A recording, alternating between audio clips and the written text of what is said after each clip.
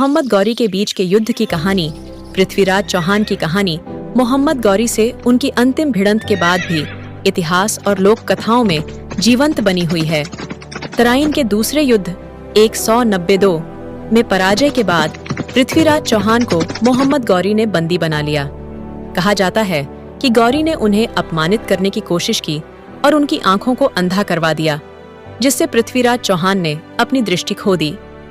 इस घटना के बाद पृथ्वीराज चौहान की वीरता और हिम्मत की एक और प्रसिद्ध कहानी उभर कर आती है।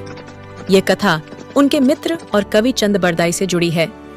चंद बरदाई पृथ्वीराज चौहान के साथ कैद में थे। उन्होंने गौरी के दरबार में पृथ्वीराज चौहान की तीरंदाजी कौशल की प्रशंसा की और गौरी से अनुरोध किया कि वे पृथ्वीराज चौहान को एक अंतिम अवसर दें अपनी तीरंदाजी का प्रदर्शन करने के लिए। गौरी ने यह चुनौती स्वीकार कर ली और पृथ्वीराज चौहान को मैदान में लाया गया।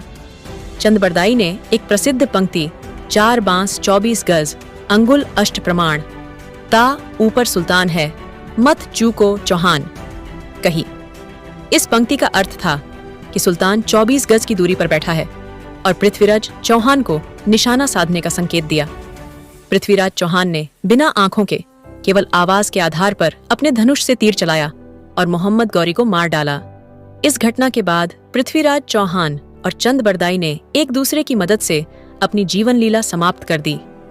ये कथा चाहे ऐतिहासिक रूप से सटीक हो या नहीं, भारतीय लोक कथाओं में साहस और वीरता का प्रतीक बनी हुई है। पृथ्वीराज चौहान का जीवन एक योद्धा राजा की अद्भुत मिसाल है, जिन्होंने अपने धर्म, संस्कृति और स्वतंत्रता की रक्षा के लिए आखिरी सांस तक संघर्ष किया। उनकी कहानियां भारतीय इतिहास में सम्मान और गर्व का स्थान रखती हैं।